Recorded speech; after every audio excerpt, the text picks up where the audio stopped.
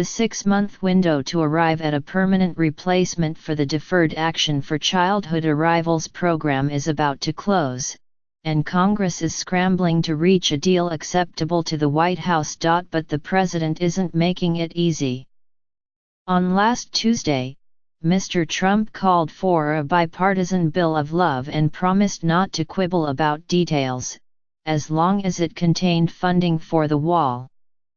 On Thursday, he suggested that an acceptable deal will restrict immigration from shithole countries in Latin America, the Caribbean, and Africa. Democrats are piqued, but they must not let Mr. Trump's incoherence and prejudice keep them from signing on to a deal, even one that includes wall funding. The future of nearly 800,000 Dreamers, young undocumented immigrants, is on the line. Those of us who care about our innocent friends and neighbors brought to America as children won't gamble with their lives. Democrats are feeling bullish. With the midterm wave, the House seems like a lock.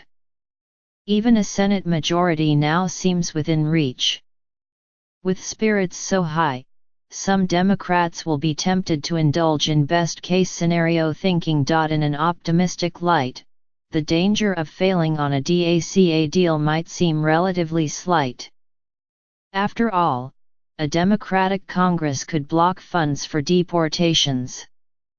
A recent district court decision suggests that DACA could be kept alive until 2020 by tangling it up in the courts. And more than a quarter of Dreamers live in deep blue California, which declared itself a sanctuary state. Politically, Democrats can pin the failure of a legislative fix on Mr. Trump and the Republican majorities, and could possibly do even better in the midterms by keeping the issue on the table. This kind of hopeful thinking is seductive but dangerous. When the legal protection of 800,000 people is at stake, Democrats need to expect the worst, even while hoping for the best. That means assuming that if DACA expires without a fix, the administration will be aggressive about deportations, the Senate will remain Republican, judicial stopgaps will fail, a Republican will win the White House in 2020, hundreds of thousands will be pushed into the shadows, and many tens of thousands will be rounded up, detained and ejected from the country. This dark timeline might be unlikely, but unlikely things happen. Donald Trump, I'll remind you, is President of the United States. So a deal that includes money for the wall ought to be a no-brainer for Democrats. Every viable proposal under discussion includes a hefty border security element, but not any of them include a literal solid wall spanning the entire southern border. Last week, Kellyanne Conway, a White House counselor, said that Mr. Trump understands that part of it will be the physical wall, part of it is better technology, part of it is also fencing. The wall Mr. Trump promised isn't going to materialize, and he's not going to insist on it. Of course, Mr. Trump will say that new border security enhancements constitute a wall. But Democrats can vote for them without following suit. Democrats should also be willing to make reasonable concessions on family reunification, so-called chain migration, and the diversity lottery, intended to bring immigrants from underrepresented countries. Shifting visas from certain family reunification to merit-based categories should be similarly tolerable. But Democrats should reject a DACA compromise that would reduce the overall level of immigration. Immigrants yet to arrive matter too.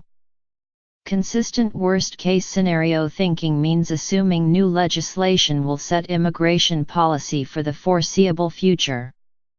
A DACA fix that cuts legal immigration could eventually deprive at least as many people as are currently covered by DACA from ever having a shot at the American dream. Mr.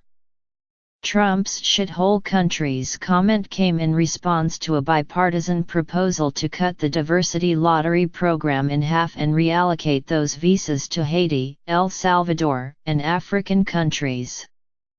That proposal ought to be a model for Democrats, the president's tantrum notwithstanding. It gives ground on the diversity lottery, but doesn't lose those visas, shifting them instead to merit-based categories, and refuses to permit the reorganization of American immigration policy around harebrained bigotry. Mr. Trump chose to put a gun to dreamers' heads, but Democrats shouldn't pay any ransom. Keeping non-racist principles of admission and the current level of legal immigration ought to be the Democrats' lines in the sand. But Democrats should be willing to pay some ransom. Ceding any ground on immigration policy to a nakedly nativist president can seem outrageous. However, refusing to cut a reasonable, if painful, deal is risky and irresponsible. When Democrats finally do retake the reins of power, they can do immigration reform on their terms.